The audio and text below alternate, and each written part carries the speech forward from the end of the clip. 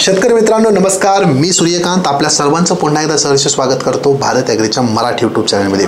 आजच्या व्हिडिओचा जो विषय आहे थोडासा वेगळा आहे, परंतु सर्वांच्या आवडीचा आणि चर्चेतील विषय आहे।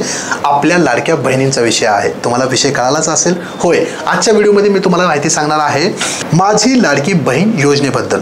मित्रांनो, बरेच शेतकऱ्यांचे प्रश्न येत होते, बऱ्याच आपल्या लाडक्या भगिनींचे कमेंट्स येत होते की याच्यावरती एक डिटेलमध्ये व्हिडिओ बनवा।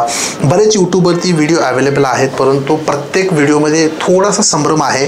तर आत्तापर्यंत जेवढे काही अपडेट आलेत त्या अपडेटनुसार आपण एक सविस्तर व्हिडिओ बनवत आहोत। माझी विनंती आहे व्हिडिओ पूर्ण पहा। व्हिडिओच्या शेवटी तुम्हाला जर काही तुमच्या मनामध्ये प्रश्न असतील तर ते आम्हाला तुम्ही कमेंट्स बॉक्समध्ये लिहून पाठवू शकता।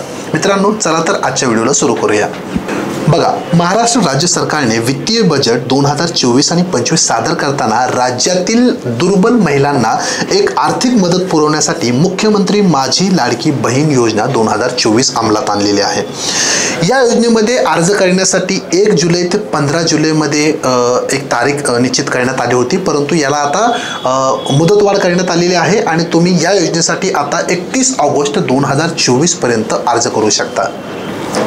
आता ही योजना काय आहे तर एका वाक्यामध्ये जर आपण पाहिलं तर या योजनेअंतर्गत म्हणजेच मुख्यमंत्री माझी लाडकी बहीण योजना 2024च्या अंतर्गत आर्थिकदृष्ट्या दुर्बल गटातील 21 ते 65 वर्षाच्या दरम्यान ज्या काही महिला आहेत त्यांना दर महिना राज्य शासनाकडून 1,500 रुपयांची आर्थिक मदत करण्यात येणार आहे।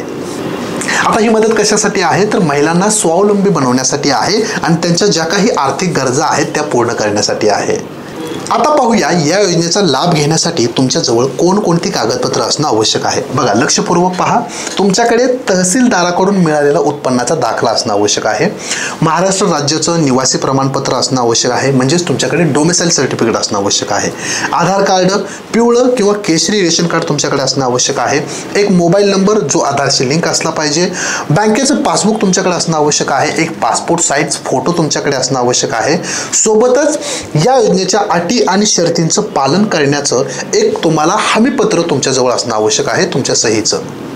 परंतु याच कागदपत्रामध्ये काही महत्त्वाच्या गोष्टी देखील आहेत। बरेच या ठिकाणी बदल झालेले आहेत। लक्षपूर्वक पहा, जर तुमच्याकडे उत्पन्नाचा दाखला नसेल तर तुम्ही पिवळं किंवा केशरी रेशन कार्ड त्या ठिकाणी जोडू शकता, ते ग्राह्य धरलं जाणार आहे।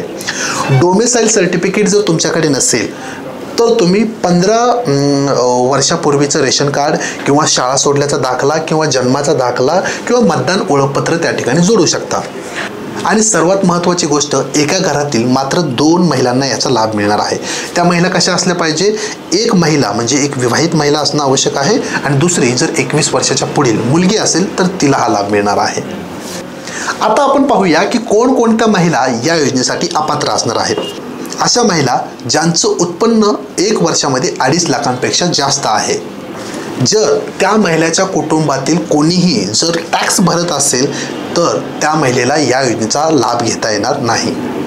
जर त्या महिलेच्या कुटुंबातील कोणीही सदस्य जर राज्य शासनामध्ये किंवा केंद्र शासनामध्ये सरकारी नोकरीला असेल किंवा एखाद्या सदस्याला जर पेन्शन चालू असेल तर त्या कुटुंबातील महिलेला या योजनेचा लाभ घेता येणार नाही। ज्या कुटुंबातील सदस्य विद्यमान किंवा माजी खासदार किंवा आमदार असेल तरी देखील त्यांना लाभ घेता येणार नाही। जर तुमच्या कुटुंबातील एखादा सदस्य भारत सरकार किंवा राज्य सरकार शासनाच्या बोर्ड, कॉर्पोरेशन, उपक्रम यांचे अध्यक्ष, उपाध्यक्ष, संचालक किंवा सदस्य असतील तरी देखील त्या कुटुंबातील महिलांना या योजनेचा लाभ घेता येणार नाही। जर तुमच्या कुटुंबातील कोणत्याही सदस्यांच्या नावावरती 4 चाकी वाहने, फक्त ट्रॅक्टर वगळून 4 चाकी वाहने असतील तर नक्कीच त्या कुटुंबातील एकाही महिलेला या योजनेचा लाभ घेता येणार नाही।